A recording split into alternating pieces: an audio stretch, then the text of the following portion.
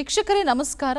ಬೆಂಗಳೂರು ದೂರದರ್ಶನ ಕೇಂದ್ರದ ಪ್ರಾದೇಶಿಕ ಸುದ್ದಿ ವಿಭಾಗ ಪ್ರಸ್ತುತ ಚಂದನ ಮಂಥನ ಕಾರ್ಯಕ್ರಮಕ್ಕೆ ನಿಮ್ಮೆಲ್ಲರಿಗೂ ಆತ್ಮೀಯವಾದ ಸ್ವಾಗತ. ಇವತ್ತಿನ ವಿಷಯದ ವಸ್ತು ಹಾರ್ಮೋಜ್ ಬಿಕ್ಕಟ್ಟು, ಭಾರತ ಇಂಧನ ನಿರ್ವಹಣೆ. ಜಾಗತಿಕ ಇಂಧನ ಕ್ಷೇತ್ರದಲ್ಲಿ 2026ರ ಆರಂಭದಲ್ಲಿ ಭೌಗೋಳಿಕ ಉದ್ವಿಗ್ನತೆ ಹಲವು ರಾಷ್ಟ್ರಗಳಿಗೆ ಪರಿಣಮಿಸಿತು. ಇರಾನ್ ಮೇಲಿನ ದಾಳಿಯಿಂದಾಗಿ ಹಾರ್ಮೋಜ್ ಜಲಸಂಧಿ ತಾತ್ಕಾಲಿಕವಾಗಿ ಬಂದಾಗಿ ಕಚ್ಚಾ ತೈಲದ ಮೇಲೆ ಸಾಕಷ್ಟು ಪರಿಣಾಮ ಉಂಟಾಯಿತು. ಇದರ ನಡುವೆಯೂ ಭಾರತದಲ್ಲಿ ನಿರಂತರವಾಗಿ ಇಂಧನ ಪೂರೈಕೆ ಆಯಿತು.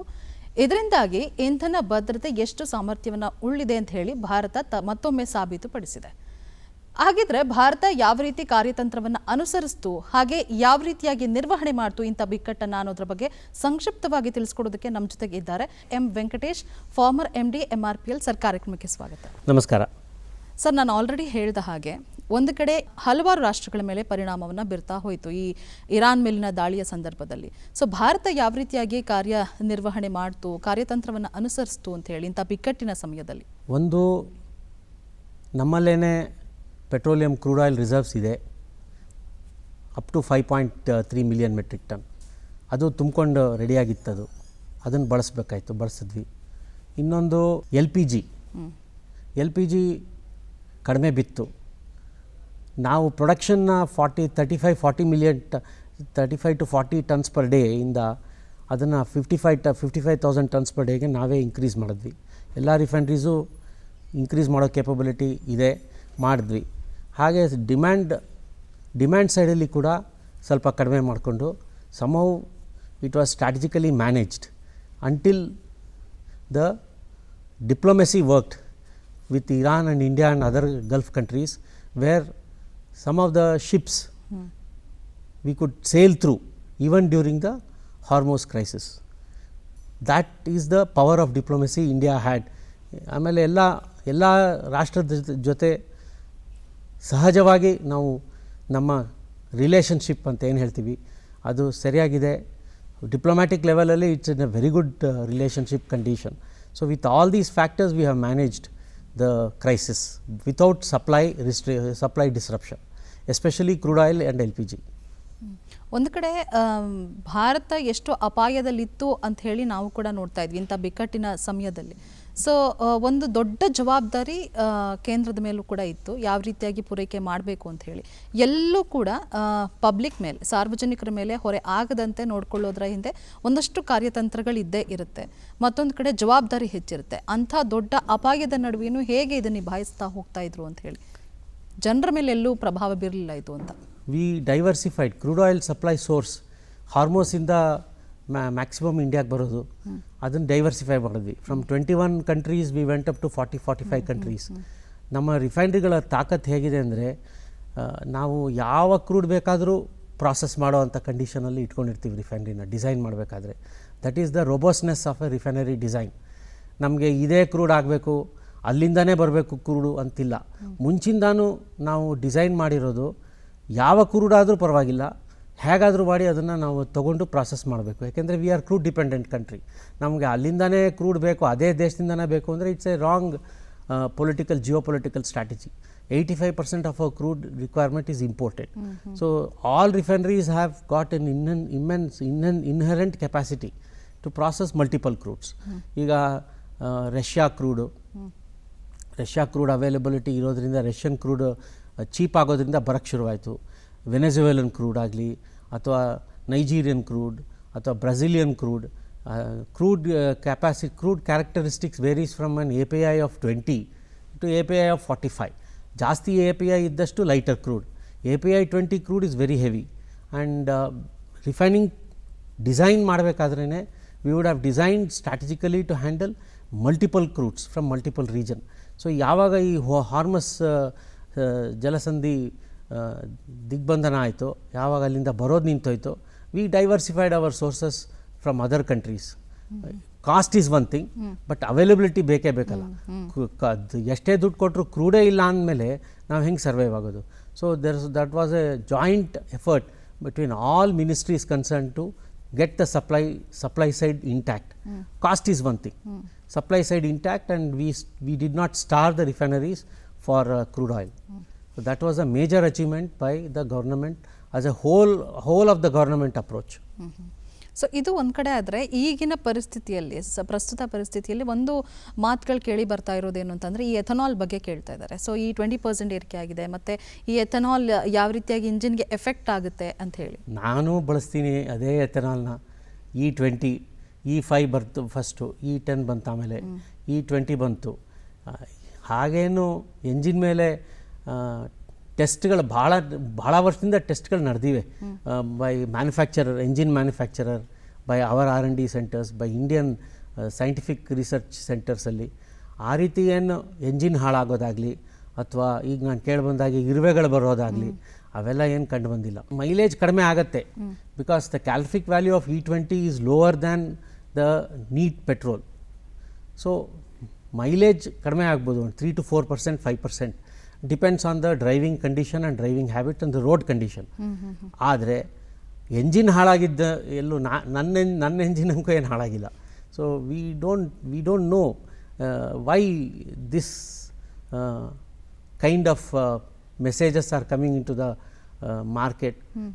But what I can say is it is a well tested and well policy laid down activity, and ಸುಮ್ಮನೆ E20 ಮಾಡಬೇಕು ಅಂತ ಅಂದ್ಕೊಂಡಾಗಲೇ E20 ಮಾಡಲಿಲ್ಲ.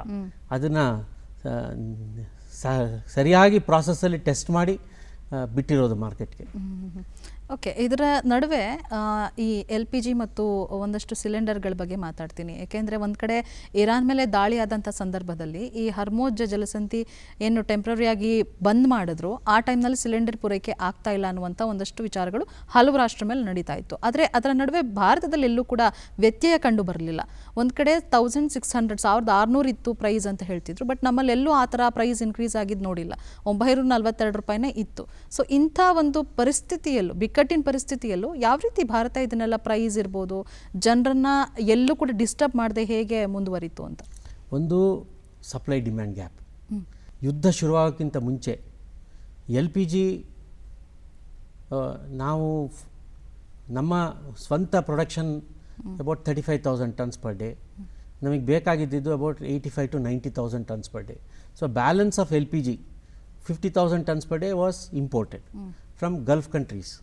Gulf countries ಅಲ್ಲಿ ಮುಖ್ಯವಾಗಿ Saudi, Qatar, from Gulf Hormuz strait ಇಂದಾನೆ, ಅಲ್ಲಿಂದಾನೇ ಬರಬೇಕಿತ್ತು. ಲೋಡಿಂಗ್ ಪಾಯಿಂಟ್ ಅದರ ಆಚೆ ಇದೆ. ಪ್ರೊಡಕ್ಷನ್ ಸೈಡ್ನ ನಾವು ಇಮಿಡಿಯೇಟಾಗಿ ಇನ್ಕ್ರೀಸ್ ಮಾಡಿದ್ವಿ. 35,000 tons per day ಇದ್ದಿದ್ದು nearly 55,000-60,000 tons per day. All refineries, oil sector, public sector company, as well as some 2 private sector, whatever maximizing LPG production from the refinery, the strategy was undertaken. The refinery can be, the severity of certain operation can be increased. ಆ severity ಜಾಸ್ತಿ ಮಾಡಿದಾಗ LPG ಜಾಸ್ತಿ produce ಆಗುತ್ತೆ. ಅದನ್ನು recover ಮಾಡಿ ಅದನ್ನು certify ಮಾಡಿ dispatch ಮಾಡೋ ಫೆಸಿಲಿಟೀಸ್ ಎಲ್ಲ ಮಾಡ್ಕೊಂಡಿದ್ವಿ. ಸೊ LPG ಪ್ರೊಡಕ್ಷನ್ನೇ ಜಾಸ್ತಿ ಮಾಡಿದ್ವಿ. That is one thing. Another thing is demand side restriction without harming the consumption pattern. ಅಂದರೆ ಈಗ ಮನೆಗೆ ಸಪ್ಲೈಯೇ ನಿಂತೋಯ್ತು, ಅದೇನಾಗಲಿಲ್ಲ. ಅದು ಸೊ ಆ ಮನೆಗೆ ಎಷ್ಟು ಬೇಕೋ ಅಷ್ಟು ಸಿಲಿಂಡರ್ ಸಪ್ಲೈ ಮಾಡೋ ಹಾಗೆ ಮಾಡಿಕೊಂಡು, ಆಮೇಲೆ ಮಿಸ್ಯೂಸ್, ಕಮರ್ಷಿಯಲ್ ಯೂಸ್ಗೆ domestic cylinder, that is a misuse actually. Domestic cylinder should be used in domestic housing, ಮನೆ ಒಳಗಡೆ ಮಾತ್ರ ಮಾಡಬೇಕು. ಆ ಮಿಸ್ಯೂಸ್ನ ಕಂಟ್ರೋಲ್ ಮಾಡಿ ಡಿಮ್ಯಾಂಡ್ ಸೈಡ್ನ ಕಂಟ್ರೋಲ್ ಮಾಡಿದಾಗ we could match the demand versus supply. and there was certain ships which got stuck in loaded condition in the Gulf. ಆ ಹಡಗ್ನೆಲ್ಲ diplomatic efforts between India and Iran and the US, we could manage to get one ship at a time with the Indian Navy as a force protector for the cargo. So it is a combined effort of the industry, diplomatic effort, and the management of the crisis by government of India. Price ಬಗ್ಗೆ the subsidy, domestic cylinder subsidy ಮುಂಚಿಂದಾನೂ ಇದೆ. The cost of LPG in the market went up. To that extent government would have taken a hit in their budgeted revenue earnings. But that doesn't matter. ನಾವು domestic ಸಿಲಿಂಡರ್ನ cost ಜಾಸ್ತಿ ಮಾಡಿದ್ರೆ inflation ಆಗುತ್ತೆ. So it creates an imbalance in the domestic budget. ಅದನ್ನು ಮಾಡ್ದೇ the government of India has taken a hit to their revenue budget.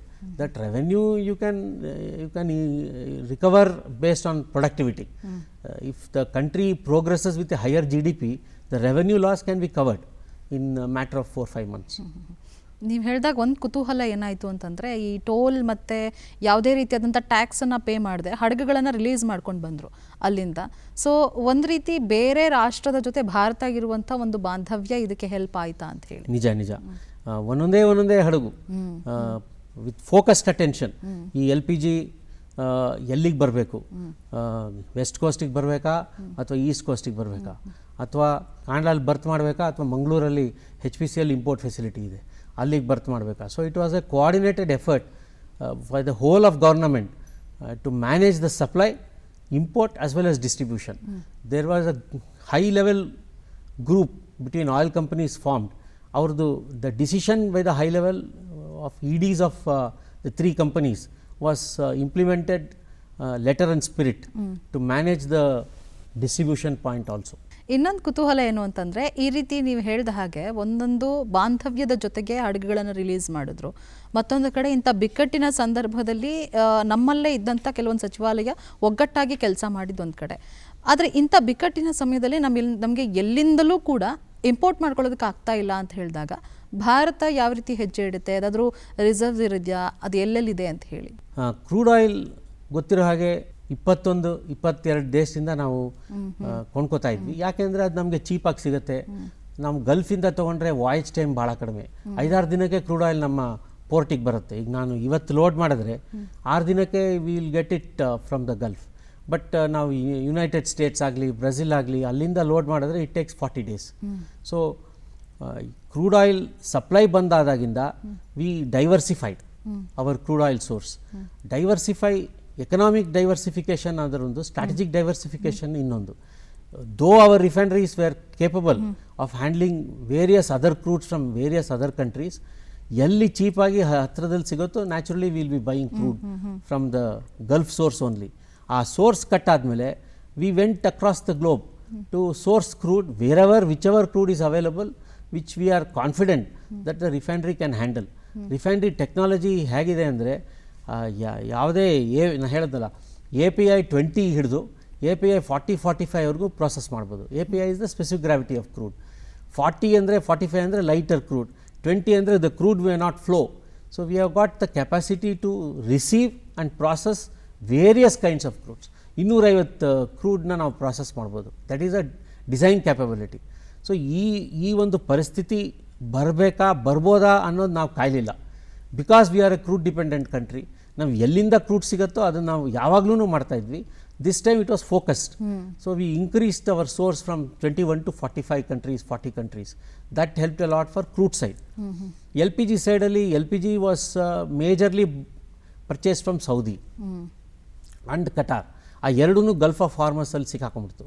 So then there was a maximum effort to source LPG from US, from Japan, from other countries, whoever has got LPG production in their natural resource. So diversifying is a strategic move. ದುಡ್ಡೇನೇ ಆಗಲಿ, at least the quantity of LPG should come. LPG domestic LPG ಕಡಿಮೆ ಆಗಬಾರ್ದು, ಯಾರಿಗೂ ತೊಂದರೆ ಆಗಬಾರ್ದು. That was the focus. Commercial LPG ಹಾಗೆ ಹೀಗೆ ಕೇಳಿಬಂದು ಸ್ವಲ್ಪ ತೊಂದರೆ ಇತ್ತು, but that was also managed very efficiently by the centre and the state administration. ಇಂಥ ಬಿಕ್ಕಟ್ಟಿನ ಸಮಯದಲ್ಲಿ ಜಸ್ಟ್ ಒಂದು 8 ದಿನದಲ್ಲಿ LPG ಉತ್ಪಾದನೆಯಲ್ಲಿ ಒಂದು 35,000 ಇದ್ದಿದ್ದು 54,000ಗೆ ಹೋಯಿತು. ಸೊ ಹಾಗಿದ್ರೆ ನಮ್ಮ ಭಾರತದ ಕೆಪಾಸಿಟಿಯನ್ನು ಎಷ್ಟು ತೋರಿಸುತ್ತೆ ಇದರಿಂದ ಅಂತ? Like say for example there is a unit called FCC severity ಜಾಸ್ತಿ ಮಾಡಿದ್ರೆ LPG ಪ್ರೊಡಕ್ಷನ್ ಜಾಸ್ತಿ ಆಗುತ್ತೆ. ಸೊ LPG ಬೇಕಾ, ಪೆಟ್ರೋಲ್ ಬೇಕಾ, LPG ಬೇಕಾ, ಪೆಟ್ರೋಕೆಮಿಕಲ್ ಪ್ರಾಡಕ್ಟ್ಸ್ ಬೇಕಾ, ಯಾವ ಮಾರ್ಕೆಟ್ ಕಂಡೀಷನ್ ಹೇಗಿರುತ್ತೋ ಹಾಗೆ ನಾವು ಆಪರೇಟ್ ಮಾಡ್ಬೋದು. That is the stable and robust design of the refinery. That depends on us. Government will only support.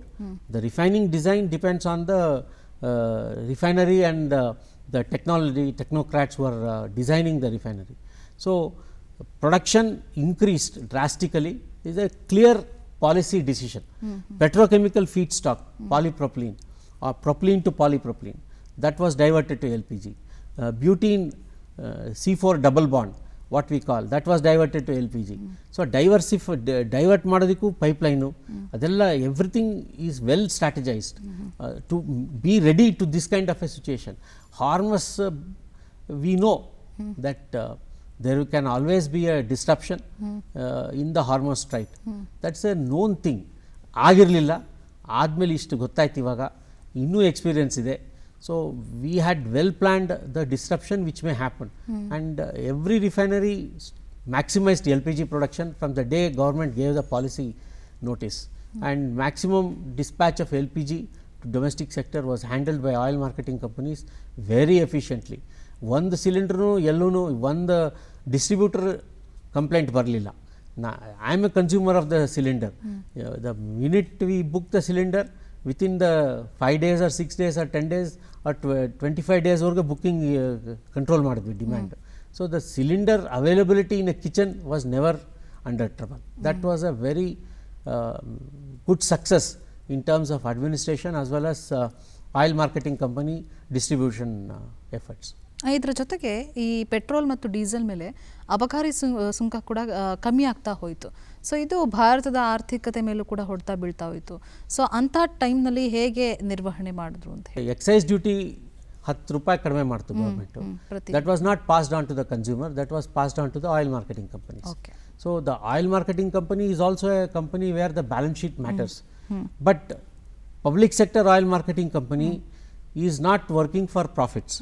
It is working for maintaining the supply of petroleum and petrochemical products without disruption. We are a company, we are a public sector company, our balance sheet matters. But when it comes to a crisis, we don't look at the balance sheet, we look at maintaining the supplies.